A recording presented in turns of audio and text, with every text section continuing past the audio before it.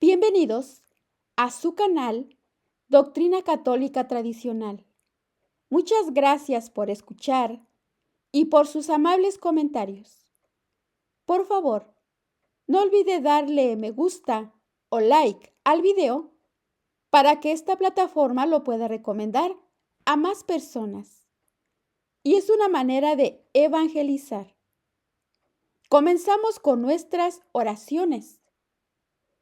Pater noster, qui es in celis, sanctificetur nomen tuum, adveniat regnum tuum, fiat voluntas tua, sicut in cielo et in terra.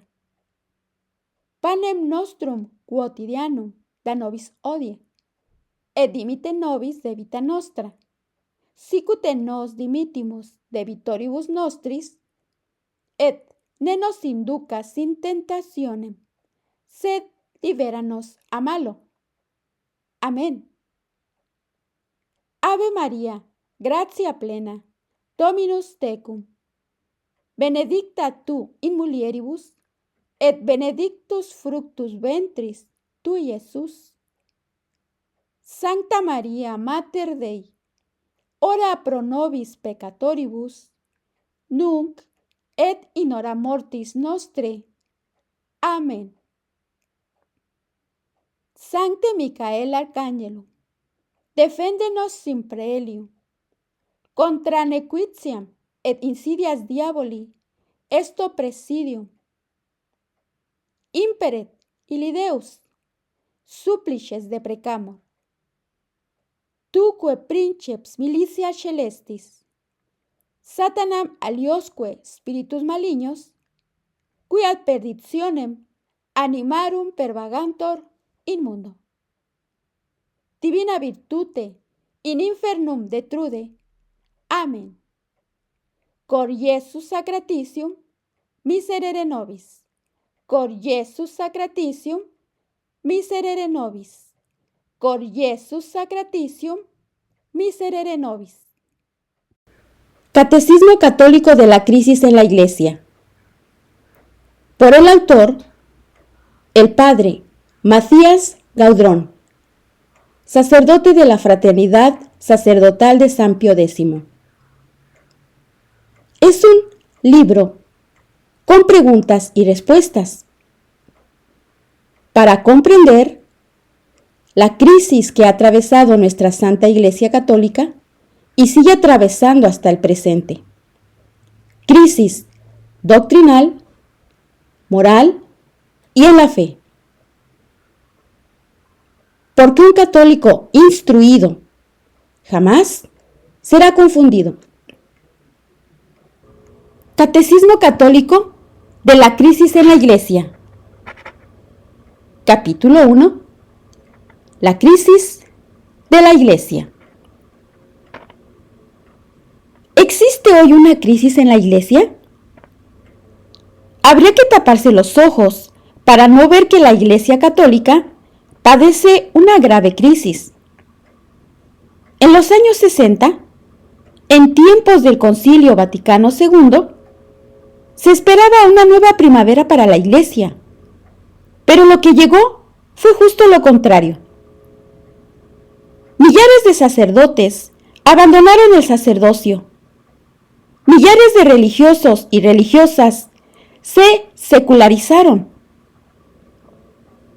En Europa y en América del Norte, las vocaciones escasean y resulta imposible contar el número de seminarios, conventos y casas religiosas que han tenido que cerrar. Muchas parroquias carecen de sacerdote y las congregaciones religiosas se ven obligadas a abandonar escuelas, hospitales y residencias de ancianos. Ya lo decía el Papa Pablo VI el 29 de junio del año 1972, lo siguiente: a través de alguna grieta ha entrado el humo de Satanás en el templo de Dios. ¿Se sabe cuántos sacerdotes abandonaron el sacerdocio en los años 60? En el conjunto de la Iglesia, entre el año 1962 y 1972, es decir, en un lapso de 10 años, fueron reducidos al estado laical 21.320 sacerdotes. Esa cifra no incluye a quienes no se tomaron la molestia de pedir la reducción oficial a dicho estado laical. Entre 1967 y 1974, entre 30 y 40.000 sacerdotes abandonaron su vocación religiosa. Hechos tan catastróficos solo admiten comparación con los acontecimientos que acompañaron a la llamada Reforma Protestante del siglo XVI. ¿Ha tenido lugar un desastre análogo en las congregaciones religiosas? Quebec, provincia francófona de Canadá, era a principios de los años 60 la región del mundo que contaba proporcionalmente con el mayor número de religiosos. Esto es lo que cuenta precisando que solo se trata de un ejemplo el cardenal Ratzinger. Y cito lo siguiente: entre 1961 y 1981, a causa de los abandonos, decesos y caída de las vocaciones, las religiosas se redujeron de 46.933 a 26.294, un descenso del 44%, y la tendencia parece imparable. Las nuevas vocaciones se han reducido en el mismo periodo, por lo menos, en un 98.5%.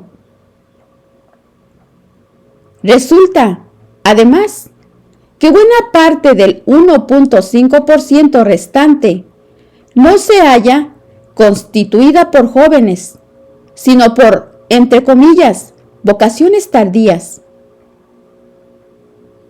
Hasta el punto de que las previsiones permiten a todos los sociólogos estar de acuerdo en esta conclusión cruda pero objetiva. Dentro de poco, a no ser que tenga lugar un cambio de tendencia del todo improbable, al menos desde un punto de vista humano, la vida religiosa femenina, tal como la hemos conocido, no será en Canadá más que un recuerdo. ¿No está mejorando hoy la situación? ¿No puede considerarse que hemos dejado atrás la crisis? En los años 50 se producían en Francia aproximadamente 1 millar de ordenaciones sacerdotales al año. Desde los años 90 solo hay un centenar. En 1965 había en Francia 41.000 sacerdotes diocesanos. En el año 2004 ya no hay más que 16.859 y la mayoría tienen más de 60 años. El número de religiosos continúa disminuyendo en el mundo. ¿Alcanza esta crisis también a los fieles? En 1958, el 35% de los franceses asistía a misa todos los domingos. Hoy son menos del 5% los que lo hacen. En 1950 se bautizaba en Francia al 90% de los recién nacidos. Hoy, a menos el 50%. Sin embargo, ¿no han aumentado en Francia los bautismos de adultos? Algunos miles de bautismos de adultos no pueden compensar una caída de cientos de miles de bautismos de niños, tanto más cuanto que normalmente la perseverancia de los nuevos bautizados deja mucho que desear. ¿El caso de Francia es realmente característico?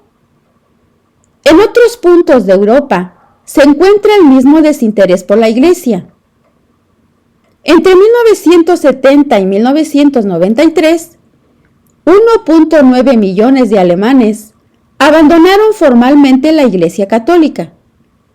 Los motivos más frecuentes no son el odio o el rencor, sino simplemente la indiferencia. La Iglesia ya no le dice nada a los hombres. Ya no tiene importancia en sus vidas. La abandonan para ahorrarse el impuesto eclesiástico. A este ritmo, la religión católica se convertirá en la religión de una pequeña minoría. En palabras de Karl Rahner, Alemania corre el riesgo de convertirse en una tierra pagana de pasado cristiano con algunos vestigios de cristianismo. No podría decirse que esta terrible crisis es solamente local y afecta a Europa Occidental y América del Norte, pero deja a salvo Iberoamérica, África y Asia, donde por el contrario, el catolicismo parece particularmente dinámico. Ciertas cifras podrían hacer creer que la crisis es solo local. Así, el Anuario Pontificio subraya que el incremento de seminaristas y ordenaciones en los países del tercer mundo compensa sobradamente el descenso que se constata en los países occidentales. Pero en realidad, la crisis es universal, aun si no se manifiesta en todas partes de la misma manera, como en los países pobres, donde el sacerdocio representa una promoción social. Se producen vocaciones con bastante facilidad. Pero, ¿de qué calidad? Iberoamérica, por ejemplo, a la que tenemos por bastón del catolicismo, se está pasando actualmente al protestantismo con mayor rapidez que Alemania en el siglo XVI. ¿Hay cifras que demuestran esa protestantización de Iberoamérica? En vísperas del Concilio Vaticano II, el 94% de los brasileños era católico. En 1980, solo lo era el 89%. En 1991, el 83%.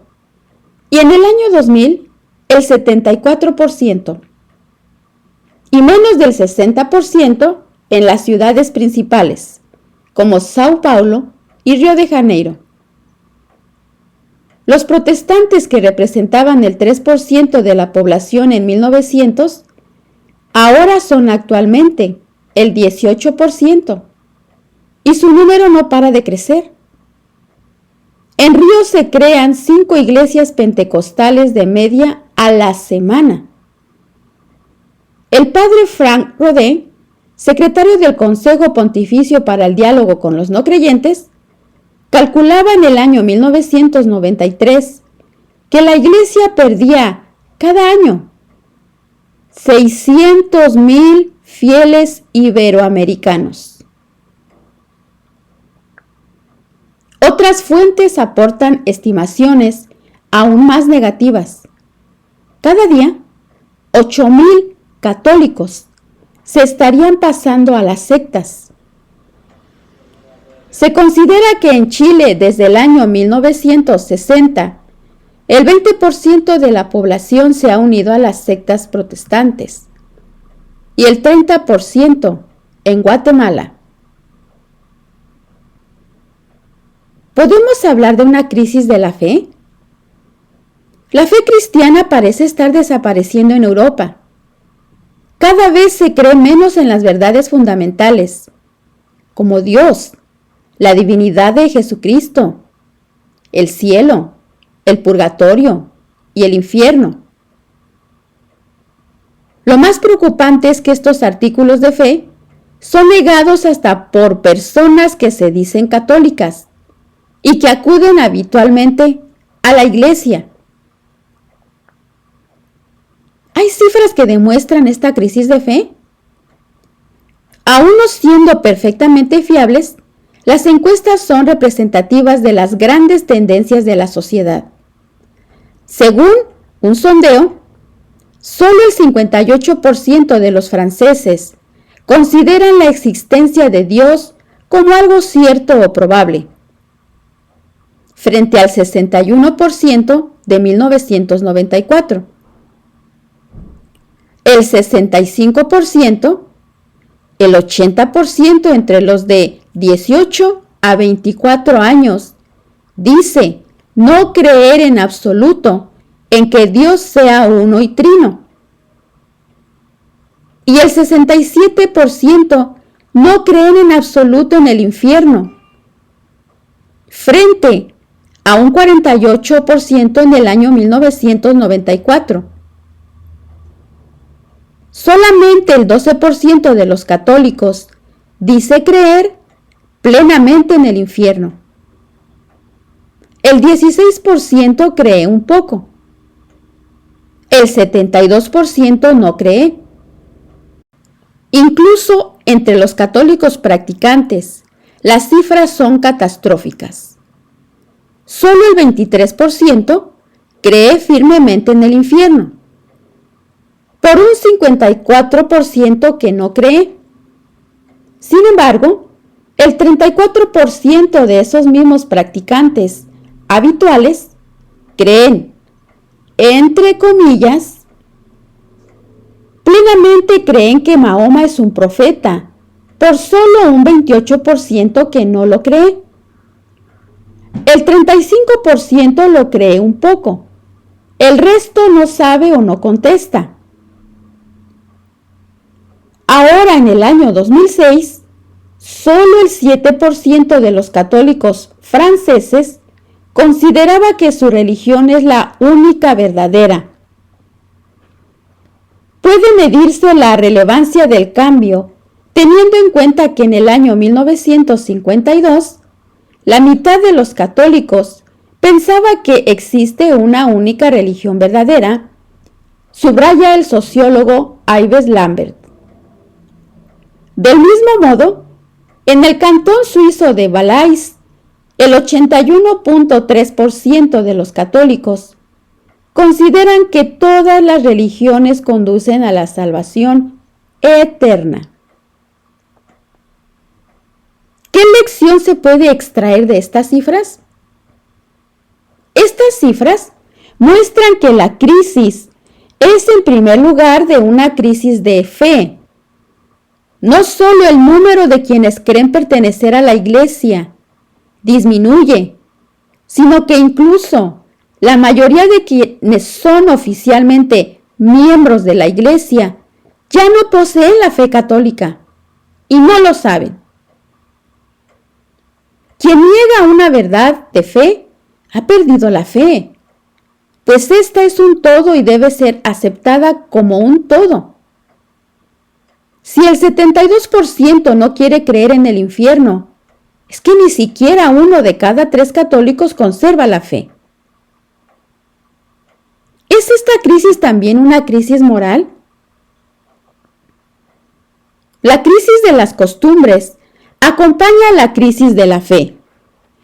Mientras que San Pablo recuerda a los cristianos que en medio de una generación corrompida deben brillar por su forma de vivir como las estrellas en el universo.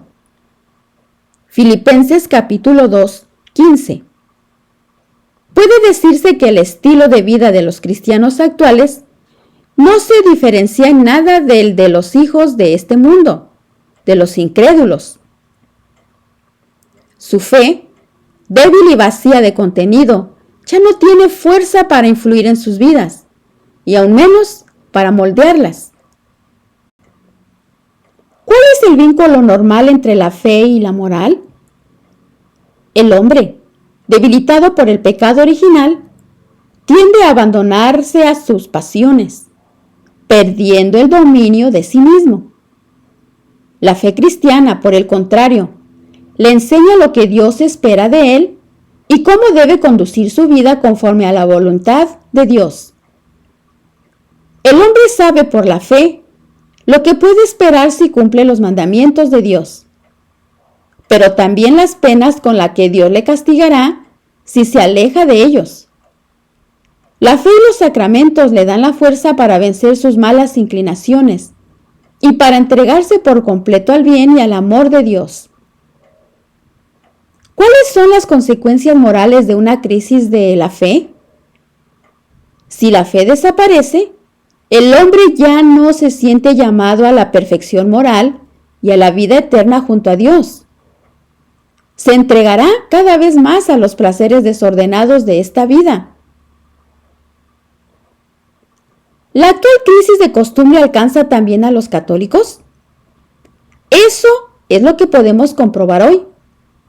La fidelidad, la pureza, la justicia, el espíritu de sacrificio, etc., han dejado de ser, incluso entre los cristianos, valores incontestables.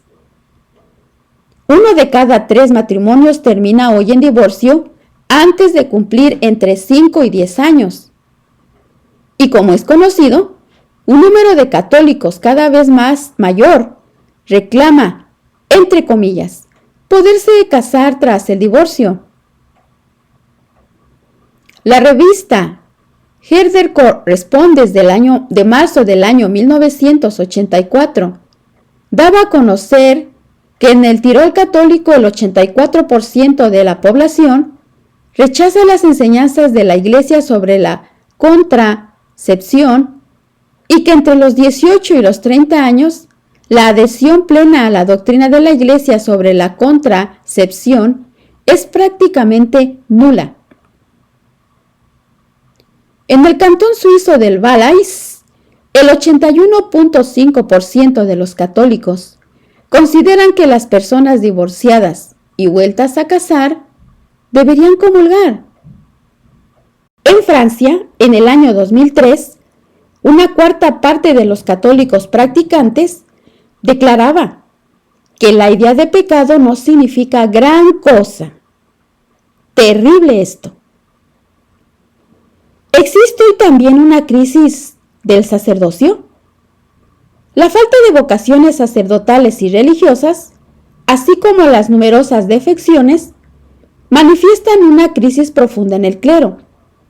Muchos sacerdotes han perdido la fe, ya no están en disposición de comunicarla ni de entusiasmar a los hombres con ella. ¿Cuál es la relación entre la crisis de la fe y la crisis del sacerdocio? Bien, la crisis del sacerdocio es la causa de la crisis de la fe entre los fieles. Si la fe de los católicos que asisten habitualmente a la misa dominical se halla en un estado tan lamentable, la causa no puede provenir sino de una predicación defectuosa. Si los sacerdotes enseñasen regularmente la fe católica, la situación sería muy distinta. Los hombres no han perdido la fe por sí solos. No. Se les ha arrebatado desde la catequesis y desde el púlpito. Cuando durante años se cuestionan en la homilía las verdades de la fe, o se las relativiza, o abiertamente se las niega. ¿Cómo extrañarse de que los fieles sencillos pierdan la fe? Los más jóvenes ni siquiera la han conocido. ¿Puede darnos un ejemplo de estas malas enseñanzas dispensadas por el clero? Hoy no es raro que un niño haga su primera comunión ignorando que nuestro Señor Jesucristo está verdadera, real y sustancialmente presente en la Eucaristía. Lo ignora porque su mismo párroco ya no cree en este misterio. En Cómo vivimos, libro de texto para la enseñanza religiosa en Alemania, puede leerse lo siguiente y escuche con atención. Cuando los cristianos quieren compartir mesa con Jesús, acuden al altar. ¿Es esto doctrina católica? El sacerdote les da un pequeño trozo de pan y ellos comen de ese pan. Pues bien, este libro de enseñanza catequética religiosa para niños, escuche bien, recibió el imprimatur y fue autorizado por los obispos alemanes. ¿Puede usted creer esto? ¿No es mejor la situación en Francia? El 34% de los católicos practicantes franceses creen totalmente que Mahoma es un profeta. Y el 35% creen en ello un poco. Un 69% entre unos y otros. Pero es llamativo que la cifra sea bastante menor entre los católicos no practicantes. 21% y 22%, es decir, un 44% en total. En este punto, pues, los no practicantes son más católicos que los practicantes. Esto deja en evidencia las enseñanzas transmitidas en las iglesias. De hecho, numerosos obispos franceses han cedido iglesias a los musulmanes, como lo escucha. Y el Papa Juan Pablo II besó el Corán el 14 de mayo de 1999. La crisis del sacerdocio es también una crisis moral. La crisis es en primer lugar una crisis de fe, pero un clero cuya fe es tan débil carece evidentemente de fuerza para guardar el celibato, porque ello solo resulta posible a quien está animado por una fe viva y un gran amor a nuestro Señor Jesucristo. Para nadie es un secreto que hoy gran número de sacerdotes mantiene relaciones pecaminosas con mujeres de forma más o menos pública. Se escucha con frecuencia que un sacerdote abandona su ministerio y reconoce que no guardaba el celibato desde hacía varios años. A este respecto y por desgracia, la situación del clero del tercer mundo, que desde el punto de vista numérico crece, no es mejor. Se utilizan deliberada y mediáticamente estas defecciones sacerdotales para lograr la supresión del celibato. Es evidente que el celibato aparta a numerosos jóvenes del sacerdocio, pero en lugar de polemizar sobre este punto, habría que preguntarse por qué tantos hombres se prestaban antes a ofrecer este sacrificio y ahora eso no sucede. ¿En qué se diferencia la actual crisis de otras que la Iglesia ha sufrido en el pasado? La actual crisis en la Iglesia se distingue de las anteriores principalmente en que son las más altas autoridades de la Iglesia quienes la han desencadenado, quienes la mantienen y quienes impiden que se tomen medidas eficaces para resolverla. ¿No hubo ya otra crisis grave en la Iglesia? En la Iglesia ha habido crisis a menudo. Sacerdotes, obispos e incluso papas han llevado a veces una vida contraria al Evangelio. Con frecuencia la inmoralidad y la indisciplina del clero han dañado a la Iglesia. En ocasiones, sacerdotes y obispos se han apartado de la verdadera fe, pero jamás, como ahora, los errores y la negación pública de las verdades de la fe se han difundido con la tolerancia, la aprobación e incluso la iniciativa de las autoridades romanas y del episcopado mundial. Es la característica específica de la crisis actual, que la favorecen las más altas autoridades de la Iglesia, papas incluidos. ¿Han reconocido las autoridades de la Iglesia este carácter singular de la crisis actual? El mismo Papa Pablo VI pronunció en el año 1968 la conocida frase que hablaba de una iglesia en estado de autodestrucción.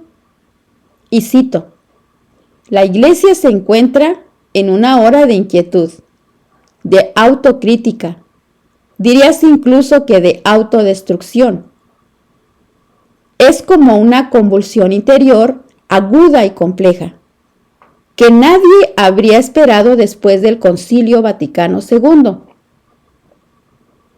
Es como si la iglesia se hiriese a sí misma.